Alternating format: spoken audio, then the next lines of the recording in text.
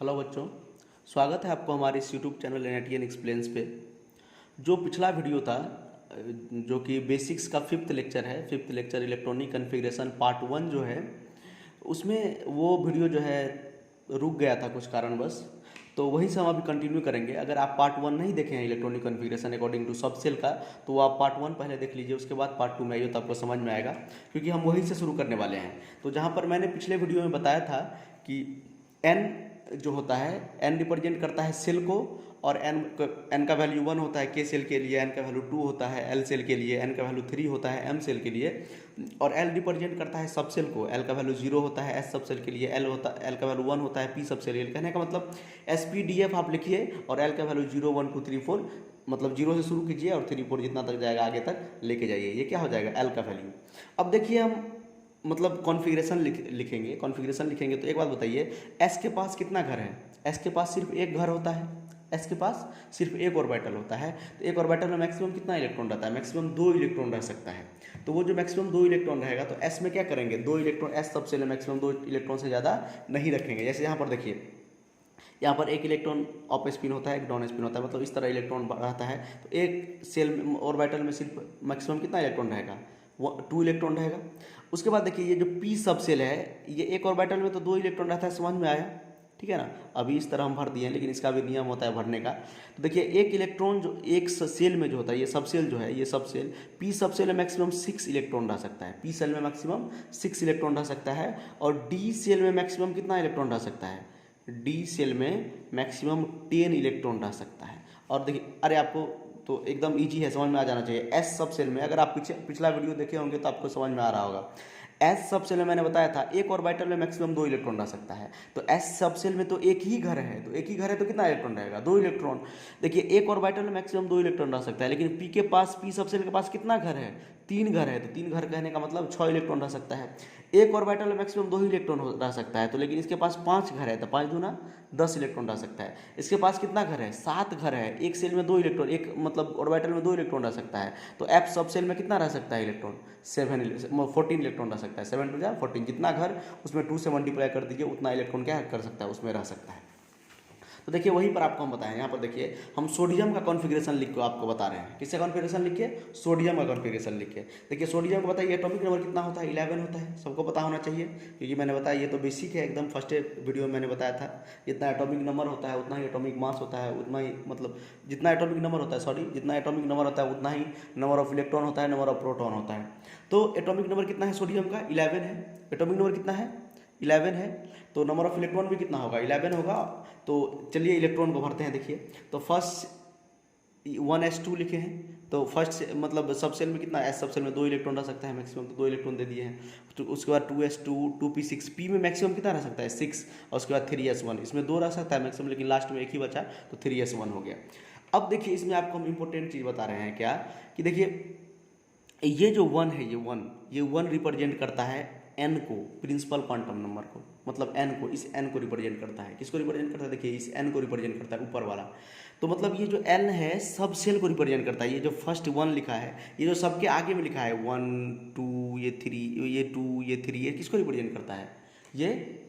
ये रिप्रेजेंट करता है सेल को, रिप्रेजेंट करता है। ये जो एस लिखा है यहाँ पे, ये एस रिप्रेजेंट करता है सब सेल को। ये एस के किसको रिप्रेजेंट करता है? सब सेल को रिप्रेजेंट करता है। ये जो यहाँ पर एस लिखा हुआ है, ये सब सेल को रिप्रेजेंट करता है। और ये यहाँ पर जो 2 लिखा हुआ है, ये इलेक्ट्रॉन को रिप्रेजेंट करता है।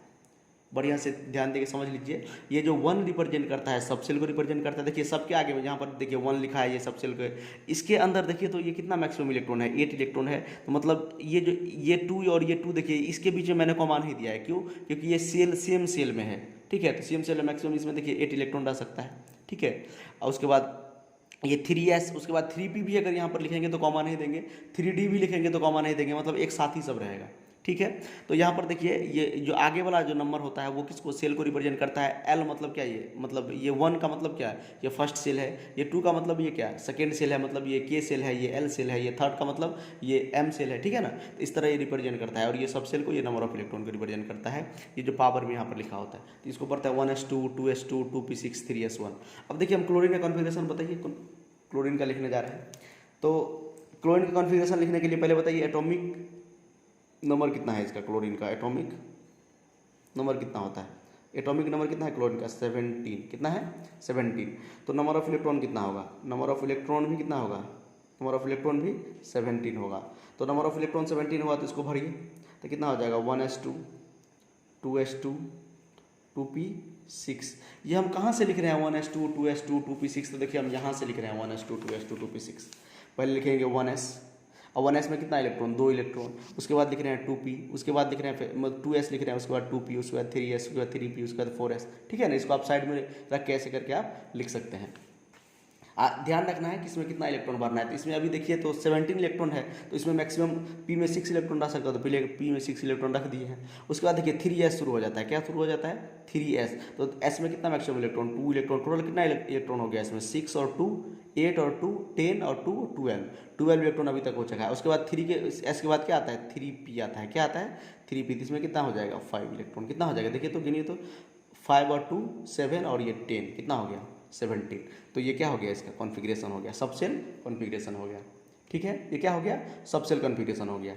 ठीक है, अगर आपको और इसके डिटेल में वीडियो चाहिए कि ये मतलब ये 3 किसको रिप्रेजेंट कर, 3 का मतलब क्या हो, ये थर्ड पीरियड होता है, ये पी ब्लॉक में पड़ेगा। उसके बाद ये 5 मतलब इसका वैलेंसी कैसे निकालेंगे, वैलेंसी ये जो 5 है ये मतलब इसका वैलेंसी 1 कैसे हो जाएगा, यहाँ से कैसे वैलेंसी निकालेंगे। अगर ये सब भी आपको जानना है, अगर डिटेल में और जानना है तो आप हमको कमेंट करके बताइए। अगर मेजोरिटी का कमेंट आएगा कि वीडियो बनाना है तो ज़रूर हम आपके लिए वीडियो बनाएंगे। ठीक है, तो अभी बेसिक चल रहा है इसीलिए बेसिक में ये सब नहीं बता रहे हैं। उसके बाद देखिए कुछ और एग्जाम्पल हम लिए हैं, ठीक है, जिससे आपका कॉन्सेप्ट क्या होगा और ज़्यादा क्लियर होगा कि हम कॉन्फ़िगरेशन कैसे लिखेंगे। देखिए यहाँ पे कैल्शियम का एग्जाम्पल मैंने लिया है, यहाँ पे किसका एग्जाम्पल लिया, और ये इंपॉर्टेंट भी है कैल्शियम का एग्जाम्पल, जो अब्बा ने बताया था n+l रूल के बारे में, तो उससे भी रिलेटेड है थोड़ा सा। देखिए कैल्शियम यहाँ पर देखिए, कैल्शियम का नंबर ऑफ इलेक्ट्रॉन कितना है 20 है, क्योंकि 20 नंबर ऑफ इलेक्ट्रॉन 20 है, एटॉमिक नंबर 20 है इसका, तो 20 इलेक्ट्रॉन हम भरते हैं। देखिए 1s2 2s2 2p6 3s2 3p6। 3p6 के बाद डायरेक्ट हम 3d नहीं लिख देंगे, इसका हमको ध्यान रखना है।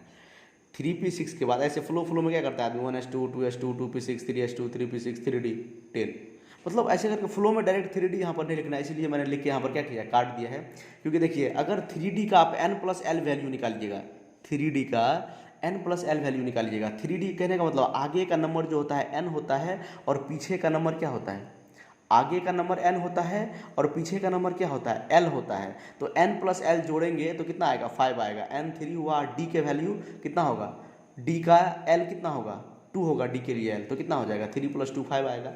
अगर 4s के लिए हम ये चेक करना चाह रहे हैं पहले 4s आएगा कि पहले 3d आएगा, जो अब्बो ने बताया था n+l का वैल्यू। तो देखिए यहाँ पर अगर देखेंगे n+l का वैल्यू यहाँ पर तो टाइप भी नहीं हो रहा है, यहाँ पर देखिए कम ही हो जा रहा है।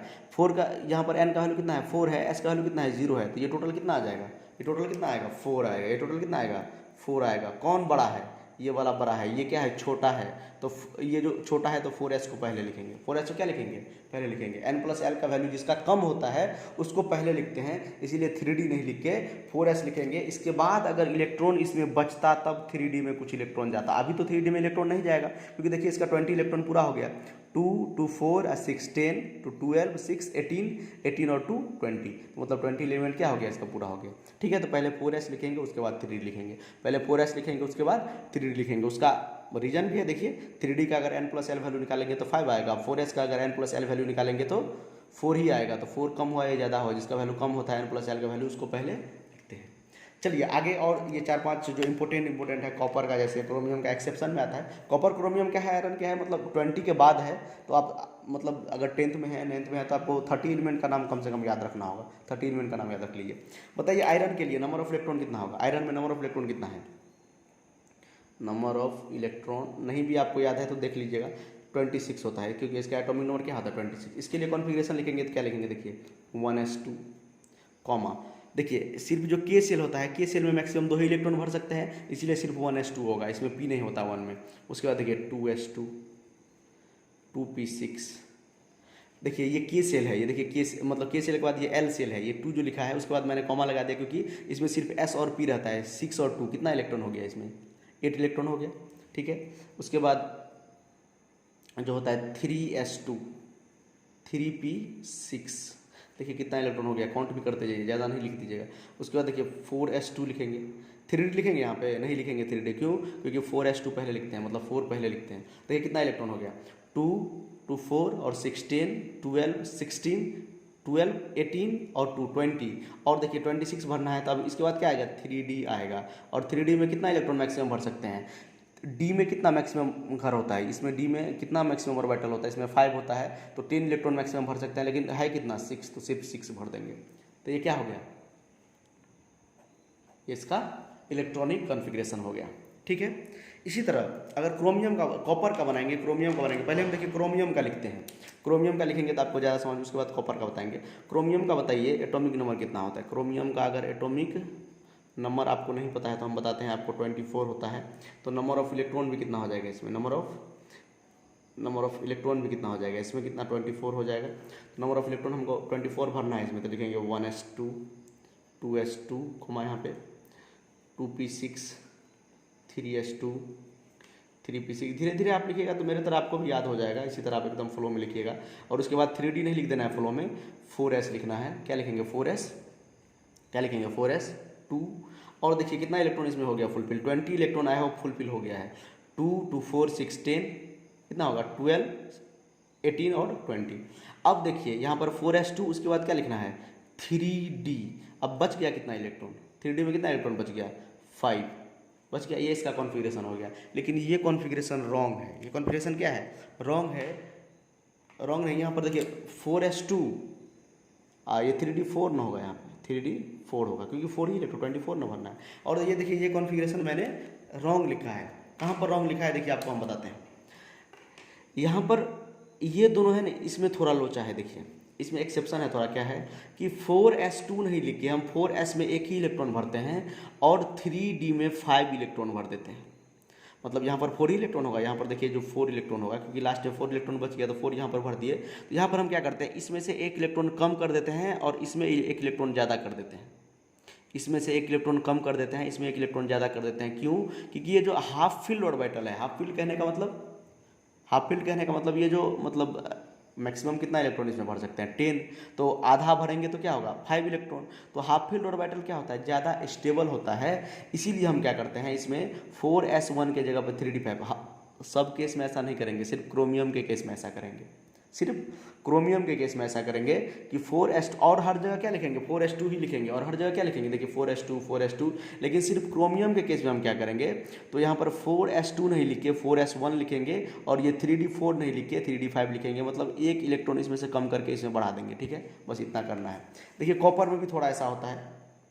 कॉपर में नंबर ऑफ इलेक्ट्रॉन कितना है, तो अगर नंबर ऑफ इलेक्ट्रॉन की आप बात कीजिएगा तो इसमें नंबर ऑफ इलेक्ट्रॉन 29 है, क्योंकि एटॉमिक नंबर इसका कितना होता है 29 होता है। चलिए लिखते हैं configuration 1s2, 2s2, 2p6, 3s2, 3p6 and 4s2। 20 electron यहाँ तक हो गया। अब हमको भरना है मतलब 9 इलेक्ट्रॉन और ज़्यादा, 29 ना भरना है, 20 यहाँ तक हो गया। अब डी में मैक्सिमम 10 इलेक्ट्रॉन रह सकता है, लेकिन इसके पास 9 ही है, तो ये 9 इलेक्ट्रॉन यहाँ पर भर दिए। ये कॉन्फ़िगरेशन भी रॉन्ग है। ये कॉन्फ़िगरेशन भी क्या है, रॉन्ग है। यहाँ पर भी क्या बोला जाता है, जो हाफ फील्ड और फुल फील्ड ऑर्बिटल होता है वो ज़्यादा स्टेबल होता है और दूसरे के केस में। तो यहाँ पर देखिए, यहाँ पर भी हम क्या करेंगे, एक इलेक्ट्रॉन s में से कम करके उसमें क्या करेंगे एक इलेक्ट्रॉन। ये रॉन्ग है, ये नहीं लिखना है, ये नहीं लिखना है, और ये सही है। तो 4s1 यहाँ पर क्या कर देंगे 3d, यहाँ पर क्या कर देंगे 3d10, यहाँ पर क्या कर देंगे 3d10, 4s1 1 और 3d10। यहाँ पर देखिए ये ऑर्बिटल फुल हो गया, D orbital, D subshell full हो गया, डी सबसेल क्या हो गया फुल हो गया, फुल हो गया। यहाँ पर डी सबसेल क्या है, डी सब सेल क्या है हाफ है, क्या है। तो हाफ सेल और मतलब हाफ फील्ड और फुल फील्ड ऑर्बिटल जो होता है ज़्यादा स्टेबल होता है। इसीलिए कॉपर और क्रोमियम में देखिए हम स्टार लगा देते हैं इसमें। कॉपर और क्रोमियम के केस में आप ध्यान रखिएगा, सिर्फ कॉपर, और आपको अगर कोई पूछेगा तो यही पूछेगा, क्योंकि देखिए ये मतलब थोड़ा इंपॉर्टेंट है ज़्यादा, इसमें थोड़ा मतलब लोचा है। इसीलिए कॉपर का और क्रोमियम का ही आपको कोई पूछेगा तो यही पूछेगा। तो नंबर ऑफ इलेक्ट्रॉन इसमें 29 है, लेकिन लास्ट में थोड़ा सा क्या है 4s2 नहीं लिख के 4s1 लिखते हैं। क्यों लिखते हैं ऐसा, एक इलेक्ट्रॉन इसमें कम करके इस एक में एक बढ़ा देते हैं, इसमें एक ज़्यादा कर देते हैं, क्योंकि 3d9 ना होकर 3d10 कर देते हैं। क्योंकि जो होता है हाफ फील्ड और फुल फील्ड जो ऑर्बिटल होता है वो ज़्यादा स्टेबल होता है, इसीलिए हम स्टेबल कॉन्फ़िगरेशन लिखते हैं। इसके बाद देखिए एक चीज़ आपको और हम बता दें, अभी मतलब ये अब दूसरा वीडियो बन ही गया तो थोड़ा और बता देते हैं। देखिए यहाँ पर 2n स्क्वायर रूल फॉलो होता है। क्या फॉलो होता है, 2n² रूल। आपको जो हम बताए थे पहले सेल में 2 इलेक्ट्रॉन भरना है, उसके बाद 8 8 भरते जाना है, ऐसा नहीं होता है। 2n² रूल फॉलो होता है। K सेल में मैक्सिमम 2 इलेक्ट्रॉन होता है, L सेल में मैक्सिमम 8 इलेक्ट्रॉन हो सकता है, और M सेल में मैक्सिमम 18 इलेक्ट्रॉन होता है। 2n² रूल फॉलो करता है। देखिए n का मतलब नंबर, मतलब कितने नंबर का सेल है। अगर देखिए थर्ड नंबर के सेल के लिए अगर हम निकालेंगे तो 2 × 3 का, ये एक्स्ट्रा बता रहे हैं आपको, अगर उतना नहीं समझना है तो कोई दिक्कत नहीं, यहाँ तक वीडियो आप देख सकते हैं। 2 × 3 का स्क्वायर कितना हो जाएगा, 2 × 3 का स्क्वायर 9, मतलब कितना 18 इलेक्ट्रॉन। अगर n सेल का बात करेंगे तो इसमें 32 इलेक्ट्रॉन होगा। आप निकाल लीजिएगा ऐसे करके। देखिए फर्स्ट सेल के वाले में निकालेंगे तो 2 × 1 का स्क्वायर तो कितना होगा, 2a होगा। तो देखिए इस तरह पढ़ते हैं आप। अब देखिए ये कॉन्फ़िगरेशन सही कॉन्फ़िगरेशन है। पहले आपको गलत कॉन्फ़िगरेशन बताया जाता है, उसके बाद आपको क्या होता है, सही कॉन्फ़िगरेशन बताया जाता है। 11th में आप जाइएगा तो और आपको पता चलेगा कि बहुत कॉन्फ़िगरेशन, बहुत चीज़ आप जो है ऐसा गलत पढ़े हैं, उसके बाद सही सही धीरे धीरे पढ़ा जाता है। इसी का मतलब तो साइंस है। साइंस का मतलब ही क्या है, सिस्टमेटिक नॉलेज होना चाहिए। सिस्टमेटिक कहने का मतलब शुरू में क्या हुआ, उसके बाद क्या, शुरू में गलत मतलब चीज़ डिस्कवर हुआ है तो गलत ही पढ़ना होगा। गलत से ही क्या जाते हैं, सही पे जाते हैं हम लोग। तो इसी तरह यहाँ पर जो है KLMN सेल, इसमें देखिए 2 इलेक्ट्रॉन है मैक्सिमम। तो देखिए यहाँ पर जो है इसमें भी देखिए 2 इलेक्ट्रॉन मैक्सिमम। ये फर्स्ट सेल है तो फर्स्ट सेल मैक्सिमम 2 इलेक्ट्रॉन। ये सेकेंड सेल है, यहाँ सेकेंड लिखा हुआ है। ये देखिए ये सेकेंड सेल है, ये क्या है, ये सेकेंड सेल है। सेकेंड सेल में मैक्सिमम 8 इलेक्ट्रॉन, मैक्सिमम देखिए 8 इलेक्ट्रॉन। थर्ड सेल में मैक्सिमम 18 इलेक्ट्रॉन, थर्ड सेल में मैक्सिमम 18 इलेक्ट्रॉन, देखिए है 18 इलेक्ट्रॉन थर्ड सेल। ये देखिए ये भी थर्ड सेल है, ये भी थर्ड सेल का पार्ट है, ये भी थर्ड सेल का पार्ट है। तो इसमें मैक्सिमम 10 इलेक्ट्रॉन होता है। इसमें मैक्सिमम कितना होता है, 6 इलेक्ट्रॉन, इसमें 2, तो 6 2 कितना हुआ 8, और यहाँ पर 10 कितना हो गया 18 इलेक्ट्रॉन, कितना हो गया 18 इलेक्ट्रॉन। ठीक है। उसके बाद अगर आप देखिएगा F वाला में देखिएगा 4 में देखिएगा, 4 वाला सब सेल में, तो उसमें 32 इलेक्ट्रॉन होता है। तो यहाँ तक था बेसिक। ठीक है, इसका 2 पार्ट बन गया है बेसिक का। 5th लेक्चर का 2 पार्ट बन गया, पार्ट 1 और पार्ट 2, क्योंकि बीच में ही वीडियो रुक गया था। तो आप पहले पार्ट 1 देखिए, उसके बाद पार्ट 2 देखिए, तो आपको ज़्यादा समझ में आएगा। और आप हमारे चैनल पे नए हैं तो सब्सक्राइब कीजिए, और आप कमेंट करके बताइए। आप लोग कमेंट नहीं करते हैं, आप लोग कमेंट करके बताइए कि आपको, अगर आपको वीडियो अच्छा लगता है तो कमेंट कीजिए। इससे हम लोगों को इंस्पिरेशन मिलता है, और वीडियो आगे बनाने का, मेहनत करने का भी इंस्पिरेशन मिलता है कि बच्चा देख रहा है वीडियो। तो आप कमेंट कीजिए और लाइक कीजिए, चैनल को सब्सक्राइब कीजिए, और अपने फ्रेंड के साथ शेयर कीजिए, ताकि वो भी ऐसा कॉन्सेप्ट सीख सके इजी वे में। तो ठीक है, थैंक यू और हैप्पी नवरात्रि आप लोगों को।